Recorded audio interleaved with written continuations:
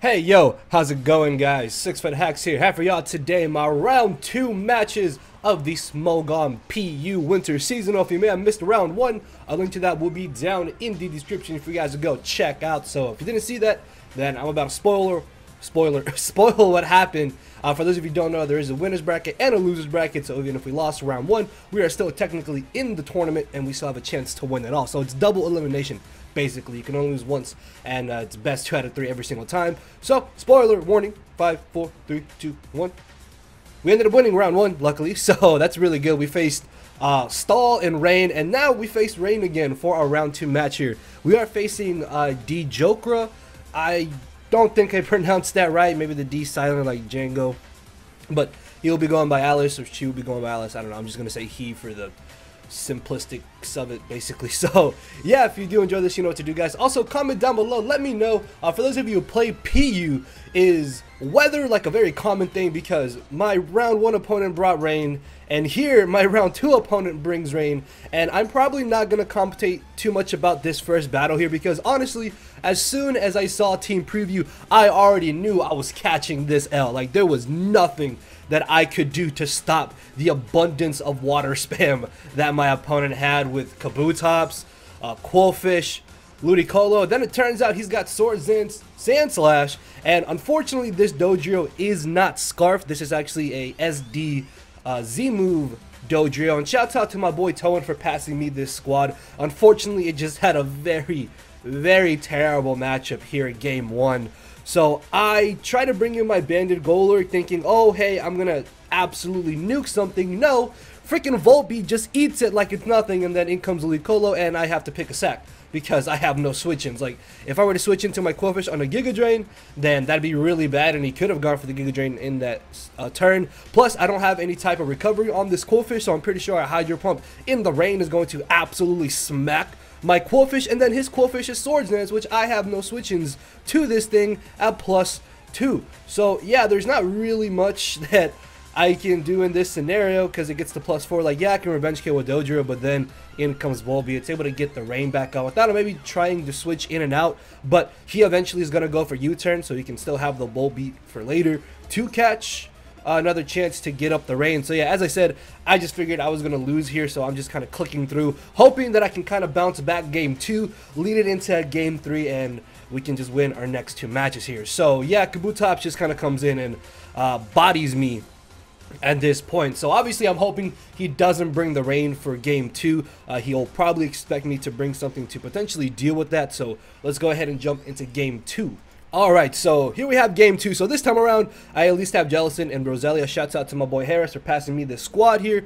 So if he had brought rain, I kind of had a little bit of measurements to it. I do want to let it be known, though, that I was really dumb and I forgot to transfer the last move of this Jellicent, so I only have a 3 attacks Jellicent with Scald, Recover, and Taunt, and that's a little bit bad, but we have Z-move Jellicent, Spiking, Spadef, Bulky, Roselia, Standard Kangaskhan, Jolly Nature, mixed defensive Rocks, Mudsdale, if I'm not mistaken, a defensive Alolan Sandslash, and I believe that was a Scarfed Mesprit. So looking at my opponent's team, I kind of wish I was actually Specs Mesprit this time around, like game 1, because I still kind of just click Psychic against his team. His only real switch-in is going to be his own Mesprit, but of course Mesprit in its own right is very bulky. It's like one of the best PU mons for a reason, because it can just do so much. It can be offensive and defensive, and that's going to be a problem. Also, his hazard stacking core of Golurk and Quillfish could get a little bit out of hand, and because I think Golurk does outspeed a non-speed invested Sandslash, it's going to be a little bit difficult for me to potentially try a Rapid Spin if he wants to be aggressive with his Golurk. And then Stoutland and Dodrio are actually a little bit scary in their own rights. I need to figure out what kind of sets they're running, and then Oricorio, depending on what set exactly Oricorio is, will determine on how I can deal with it.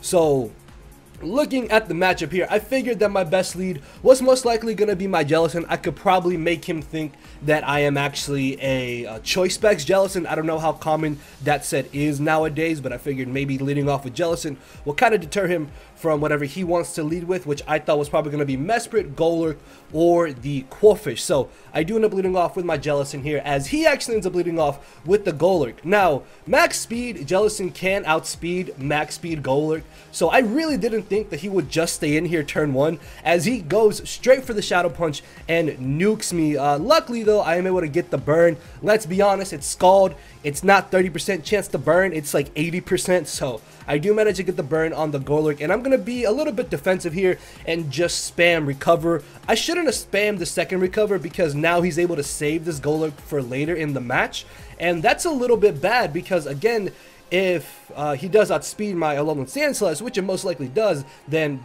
trying to rapid spin is going to be a little bit difficult if he wants to be aggressive, because he could have something like Dynamic Punch, and then I don't want to stay in with my Alolan Sandslash. Even though he has burn, it's still 4 times super effective, and I need Alolan Sandslash to potentially take banded returns from his Stoutland. So he is able to get up a layer of spikes here, as I do expect him to go for the taunt. I'm going to hit him up with the Giga Drain, and then this next turn go for the Sludge Bomb, thinking that he would actually bring in the Mesprit or the Oricorio, which I do get a little bit lucky, and I poison the incoming Oricorio. This kind of sucked for my opponent, but as you're going to see, he kind of gets a little bit of luck in his own right. So obviously I don't want to stay in here, so I'm going to try and bring in my Mudsdale in hopes that I can at least get up my Stealth Rocks. If I can try to get up some type of hazard, I will be in a bit of a better position, but spikes plus rocks, as you can see, are just a huge issue right now for my Mudsdale because of that extra bit of chip damage he got off of me. So he's able to hit 3 Hurricanes in a row, back to back to back. I don't know the percentages of that, but I think it's already like a 49% chance to hit 2 Hurricanes, so it's probably like a 30-ish% chance to hit 3 in a row. So yeah, that was rather unfortunate, as I end up getting a fake out crit on the Oricorio. Now, I don't know, like, I know he had leftovers, but I don't know if he was like timid, max speed maybe, or I'm not sure if a fake out put him into range of where Toxic was able to knock him out even after leftovers. So if that's the case, then if he wasn't max speed, or if fake out put him in range of Toxic regardless without the crit, then that crit didn't matter.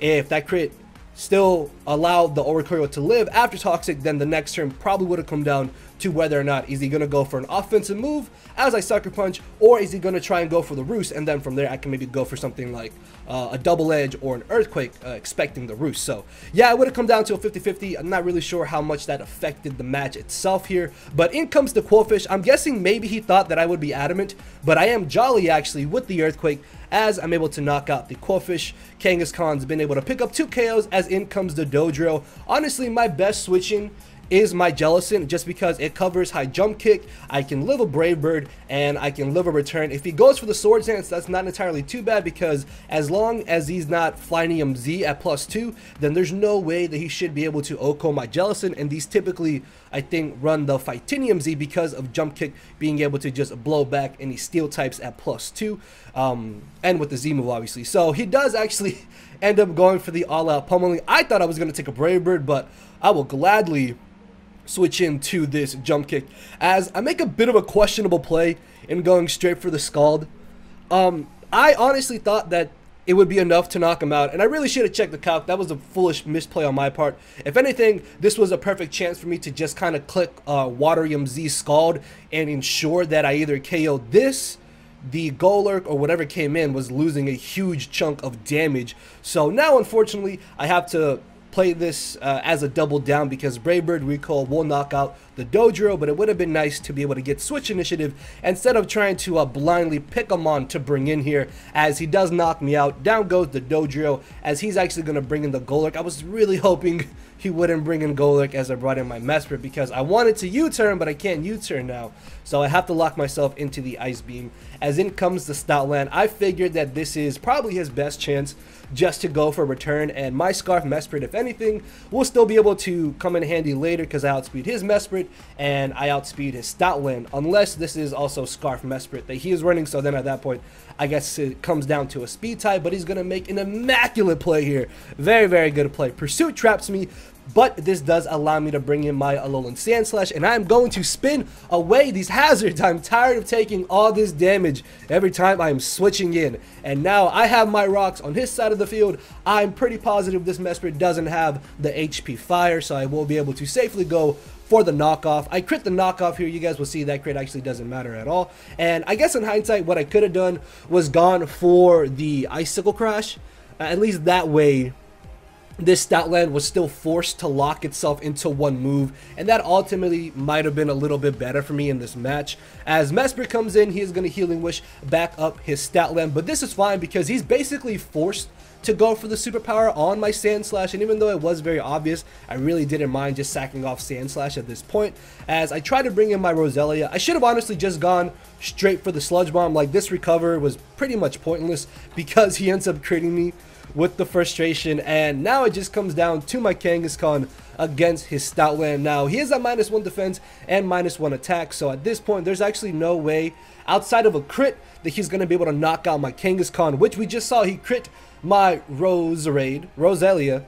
Yeah, because it's not a Roserade, it's a Roselia.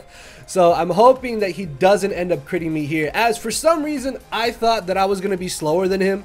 So I go for the Earthquake, which was really dumb on my end because that superpower still did 66%. So if anything, I should have just gone straight for the Double Edge. Judging for how much damage the Earthquake did, Double Edge would have been able to knock him out. So luckily, game 2, we were able to win. I did get a little bit lucky, not sure how much the Poison on Oricoro really mattered. And then that crit on Stoutland I don't think mattered at all. But the burn on Golurk was really nice because that thing could have been a little bit of a nuisance to deal with. So at this point, heading into game 3, I was very, very positive he was going to bring the Rain squad from game 1 again because he just dominated me throughout the entire match game 1. So expecting him to bring the Rain squad, I actually bring the team that I used in my round 1 match to take on the Rain team that I faced in game 3. So we do have Poliwrath for the Kabutops, which is really great. We have our own hazard stacking core between Frostlass and the Mesprit, and then we have offensive Parting Shot Darkium Z Persian, which is actually very handy because this is able to outspeed his entire team actually outside of the Rain, and if I can keep up pressure, hopefully we can prevent the Rain from being set up. Also, I want to try and get on my hazards as soon as possible. Plus, looking at his team, there's actually nothing that he can do to stop me from just leading with my Frostlass and going for spikes turn 1, or potentially even the taunt. I need to make sure that I keep my Scarf Dodrio around for that Ludicolo. I am more terrified of the Ludicolo than I am of the Quillfish and the Kabutops, just because Poliwrath is able to at least more or less take both of those on. I have Vacuum Wave for the Kabutops, and outside of like +2 Poisonium Z, potentially Poison Jab, then I don't think the Quillfish does entirely too much, and then I can spam Scald. And if I get a Water Absorb play correct, if I expect him to like Hydro Pump or Liquidation, I can switch in Poliwrath and that gives me HP, which again is very, very helpful. So looking at this matchup, obviously, I figured Frostlass was going to be my best lead. Like, Choice Banded Aggron also would have been a pretty good lead in my opinion, just because I could have led with this and just clicked Head Smash turn 1. And actually, in hindsight, maybe that's what I should have done. Actually, well, maybe not, because by me leading with my Frostlass, I can instantly go for the taunt turn 1. And as I mentioned, Scarf Dodrio is going to be a huge, huge help in this game. Even if he does have the Kabutops and the Alolan Sand Slash, a Brave Bird from Dodrio is still going to be doing a lot of damage to them, and because I do need Dodrio, I want to try and stop him from getting up his Stealth Rocks, because my Dodrio is going to be forced in and out because I do not speed Kabutops or Quillfish in the Rain, so I'm going to be needing to switch in and out once they do come in if the Rain is up. So I go straight for the taunt turn 1, as he makes a really smart play, goes straight for the U-turn, knowing that I wouldn't knowing that I would most likely go for taunt to stop him from going for the rocks. My gut was saying go for spikes. Like, I really, really wish I had gone for spikes here, because the sooner those spikes got up, the better. But yeah, I guess it doesn't really matter. Like, I still kind of stand by the play of me going for taunt just because it does stop rocks from getting up. As I make an aggressive switch into my Aggron here, if this is not a super speedy Alolan Sand Slash, I just kind of click Choice Banded Head Smash, and even though I may not Oko the Mesprit or potentially the Quillfish or this Alolan Sand Slash, something is still going to be losing a huge amount of its HP, and outside of Aggron potentially going 1 for 1, it really wasn't going to be doing too much else in this game. So I decided just to stay in here, go for the Head Smash. Turns out that he is, of course, a very speedy Sand Slash. Now, while this is annoying, it's not necessarily the worst thing ever. just because now I know that this most likely does not have a lot of bulk invested into it. As I bring in my Poliwrath, I can safely go for the Scald, as I'm able to burn the Mesprit. Again, it's Scald. Like, I'm not gonna lie, getting all these Scald burns instantly is really nice. As I expect him to go for the rocks, I will be able to get up my first layer of spikes with my Frost Blast, as in comes the Volbeat. Because he brought in Volbeat, I'm thinking maybe he's going to go for the Encore or the Rain Dance. There's no reason for him to go for U-Turn right now, because he most likely does want to get up the rain for his sweepers. As I'm able to get up my rocks, this is amazing because I need these hazards so my Mons can put in a little bit more work. Plus, if I'm able to force him to switch in and out a lot, then that's more chip damage his rain sweepers are taking, and his bulky Mons, which are most likely the Mesprit and the Volbeat. So I found it a little bit odd that he brought in Qwilfish here. I'm not really sure why he brought in Qwilfish. I really feel like Ludicolo might have been the better switch in here.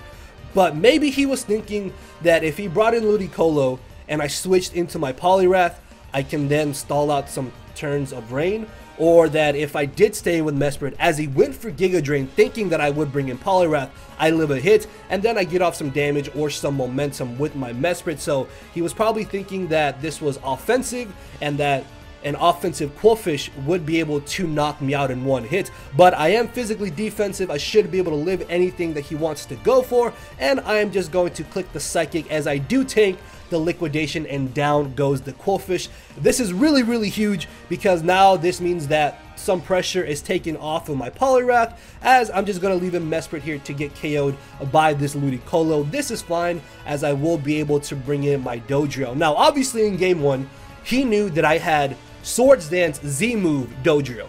So it's kind of in the same position that I was in my first round game, where do I expect him to stay in thinking that I'm not Scarfed, or do I predict him to bring in his Alolan Sandslash thinking that I am Scarfed so he can then take the Brave Bird?